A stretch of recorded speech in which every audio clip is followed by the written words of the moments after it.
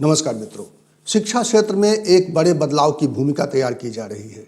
शिक्षा में खास तौर पर नियुक्ति को लेकर एक बड़ा ही विवादास्पद मामला रहा है और अगर देखा जाए तो बेसिक शिक्षा से लेकर टेक्निकल एजुकेशन में भी जो भी बहालियां होती हैं उसको लेकर कई तरह के विवाद रहे हैं, कई तरह के समस्याएं रही हैं। इन सब को देखते हुए सरकार ने एक बड़े बदलाव की ओर कदम बढ़ाया है। लेकिन क्या ये कदम सही है, क्या ये कदम लोकतांत्रिक है, ये एक सवाल है और इस पर हम चर्चा करेंगे। लेकिन इससे पहले हम आपसे अनुरोध करेंगे और उम्मीद करेंगे कि अगर आपने अभी तक हमारा ये चैनल सब्सक्राइब नहीं किया है तो प्लीज़ इसे सब्सक्राइब कर लीजिए और इसका बेल आइकन ज़रूर दबा दीजिएगा ताकि जब भी कोई नया वीडियो बने तो इसकी जानकारी आपको नोटिफिकेशन के जरिए मिल जाए। साथ ही मैं आपसे गुजारिश करूँगा कि आप अगर मुझे सहयोग करना चाहते हैं, मुझे हेल्प करना चाहते हैं आर्थिक रूप से, तो आप थैंक्स बटन दबाकर आप अपनी इच्छा के मुताबिक वो ऑप्शन चुन सकते हैं। तो चलिए शुरू करते हैं आज की खबर और आज के बहुत बड़ी चर्चा। और ये चर्चा चूँकि शिक्षा क्षेत्र के लिए बहुत ही अहम होगी, इसलिए मैं उम्मीद करूंगा कि आप सब लोग कमेंट बॉक्स में आकर अपनी बात रखेंगे, क्योंकि ये सवाल शिक्षा क्षेत्र से जुड़े हुए एक बहुत बड़े वर्ग का है और जिसमें सरकार ने अचानक ये एक भूमिका बनाई है कि अब आने वाले विधानसभा सेशन में एक विधेयक लाया जाएगा जिसमें शिक्षा क्षेत्र के लिए सभी तरह के टीचर्स की बहाली के लिए एक ही मंच होगा, एक ही संस्थान होगा और उसका नाम होगा यूपी शिक्षा सेवा चयन आयोग। और इसके लिए कल मुख्यमंत्री ने एक प्रेजेंटेशन देखा है। मुख्यमंत्री योगी आदित्यनाथ को जब ये प्रेजेंटेशन दिया जा रहा था Uttar Pradesh public service commission की ओर से, तो इस प्रेजेंटेशन में चेयरमैन उसके संजय श्रीनेत दिखाई दिए, उनकी टीम के और भी मेंबर्स दिखाई दिए। लेकिन मुझे आश्चर्य हुआ यह देखकर कि यह फैसला चूँकि सभी के बारे में होना है, बेसिक शिक्षा के बारे में होना है, माध्यमिक शिक्षा के बारे में होना है, हायर एजुकेशन के बारे में होना है, टेक्निकल एजुकेशन के बारे में होना है, यानी चारों तरह की जो अभी चारों पायदान की जो शिक्षा है उसके बारे में फैसला होना है। लेकिन इससे जुड़े हुए कोई भी मंत्री वहाँ नज़र नहीं आ रहे थे। तो ये एक मेरा सवाल है। बहरहाल अभी जो सिस्टम फॉलो किया जा रहा है उसके तहत बेसिक शिक्षा के लिए अलग से, माध्यमिक शिक्षा के लिए अलग से और हायर एजुकेशन के लिए अलग अलग एक संस्थान बने हुए हैं। उन संस्थानों की ओर से नियुक्ति होती है और तभी शिक्षकों की बहाली होती है। इसके अलावा जब टेक्निकल एजुकेशन के लिए जो टीचर्स की रिक्वायरमेंट होती है तो उसको Uttar Pradesh public service commission की ओर से उसका आयोजन किया जाता है और वो जो नियुक्ति करता है वही लोग टेक्निकल इंस्टीट्यूट्स में अपॉइंट होते हैं।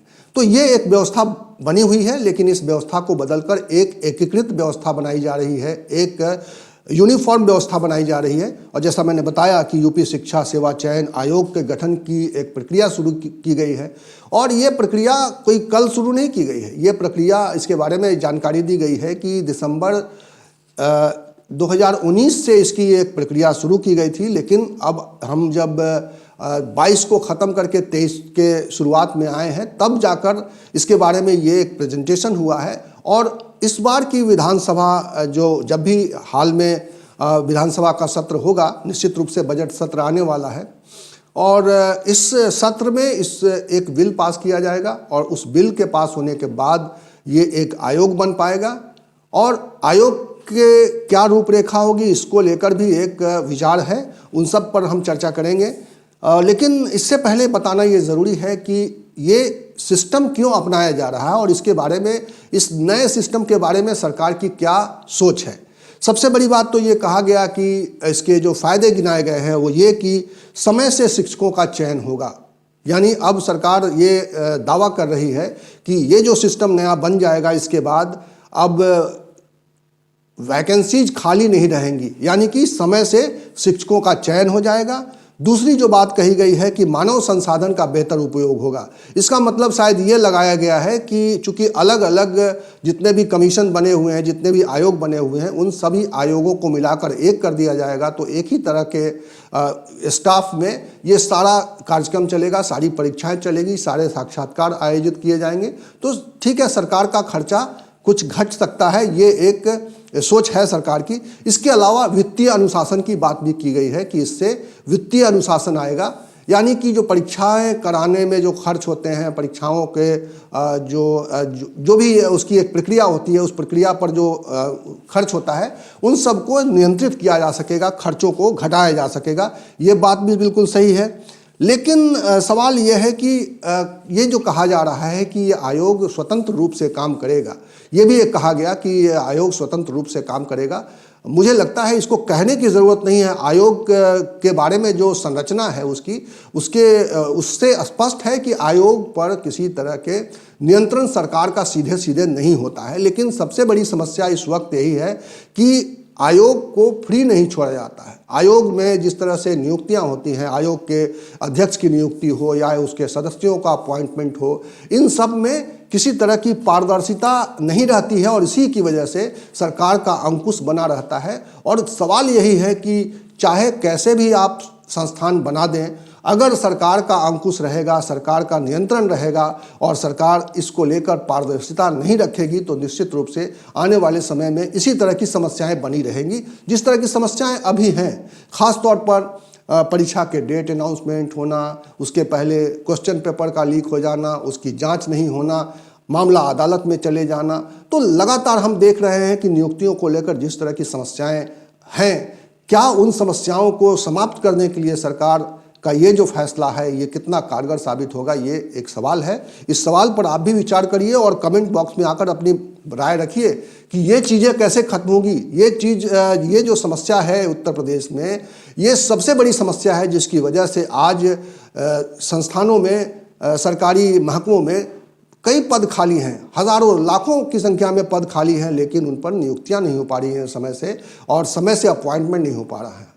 तो ये एक बड़ा सवाल है। आरक्षण को लेकर भी सवाल रहता है कि जो प्रक्रिया अपनाई जाती है उसमें पारदर्शिता नहीं रहने की वजह से विवाद खड़े होते हैं, मामला अदालतों में जाता है और आखिरकार अपॉइंटमेंट की प्रक्रिया बाधित होती है और आखिरकार इसका सफ़र प्रदेश का कामकाज भी करता है और नौजवान भी करते हैं जो इसके एस्पिरेंट होते हैं, जो इसके लिए आवेदक होते हैं। और ये इतनी बड़ी संख्या में आवेदक होते हैं और इतनी कम संख्या में वैकेंसीज होती हैं, इसका भी एक कोई उपाय निकालना चाहिए। क्योंकि अगर आप कम बहाली करेंगे और बार बार बहाली के लिए आप निकालेंगे तो जाहिर है आप जिस वित्तीय अनुशासन की बात कर रहे हैं, जिस खर्चा को घटाने की बात कर रहे हैं, वो संभव नहीं हो पाएगा। तो सरकार एक बार आकलन करे कि उसके पास कितने पद खाली हैं और उन सभी पदों के लिए एक स्पष्ट रूप से उसका एक तरीका अपनाया जाए, उसका एक प्रक्रिया अपनाई जाए और उसके बाद बहाली का सिस्टम पूरी पारदर्शिता के साथ हो। बहरहाल ये वीडियो बड़ा होता जा रहा है, लेकिन मैं चाहता हूं कि ये इस बारे में आपको जानकारी हो जाए कि इस आयोग की रूपरेखा क्या सरकार ने तय की है। दरअसल इस आयोग में एक अध्यक्ष होगा और उसके अलावा 12 सदस्यों की कल्पना की गई है कि 12 सदस्य इसके होंगे और उन 12 सदस्यों में से 4 सदस्य तो होंगे जो अलग अलग विभागों के, यानी बेसिक शिक्षा से एक और माध्यमिक शिक्षा से, उसी तरह से उच्चतर शिक्षा से और उसी तरह से टेक्निकल एजुकेशन से एक उसके विभाग से ज्वाइंट डायरेक्टर या उससे बड़े जो भी पदाधिकारी होंगे वो उसके एक सदस्य माने जाएंगे। इसके अलावा जो कहा गया है कि शिक्षाविदों को भी इसमें शामिल किया जाएगा और 6 शिक्षाविद इस पूरे आयोग के सदस्य के रूप में काम करेंगे। ये शिक्षाविद जो हैं इनकी नियुक्ति में भी बड़ा पेच होता है, क्योंकि ये सरकार इसकी नियुक्ति करती है इन सदस्यों की, और फिर ये जब सदस्य 6 हो जाते हैं, इनकी संख्या जब भारी हो जाती है, तब ये अपने हिसाब से चीज़ों को कंट्रोल करने लग जाते हैं। यहीं पे पेच है जिसकी ओर मैं इशारा करना चाहता हूँ। ये जो 6 शिक्षाविदों की नियुक्ति होगी और जो सरकार समर्थक होंगे ऐसे लोगों की नियुक्ति, चूँकि इसमें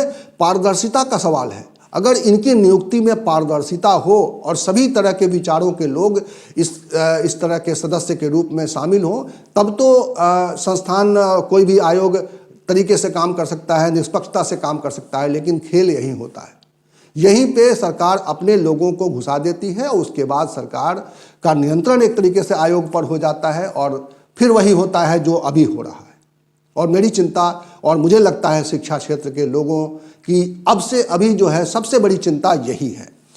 इन सब के अलावा आखिर में मेरा सवाल ये है कि इस आयोग को बनाने में अभी जो इतना वक्त लग रहा है, कहा गया कि ये दिसंबर 2019 से इसकी प्रक्रिया शुरू की गई और अगर 23 में आकर इसके बारे में विधेयक लाने की स्थिति में हम पहुंच पाए हैं, तो ये एक सवाल जरूर है। सरकार को इस मामले में तेजी से काम करना चाहिए, क्योंकि जो प्रदेश में स्थिति है शिक्षा की और जो नियुक्तियों का हाल है, उसमें त्वरित गति से अगर कार्रवाई नहीं की गई तो जो असंतोष है शिक्षा क्षेत्र में, चूँकि बहालियाँ नहीं हैं, प्रॉपर जो जितने पद खाली हैं उन पर नियुक्तियाँ नहीं हो पाई हैं, ये एक सवाल है। और दूसरा ये है कि अभी जो प्रक्रिया चल रही है नियुक्ति की, उन प्रक्रिया का क्या होगा, इसके बारे में भी सरकार को स्पष्ट करना चाहिए।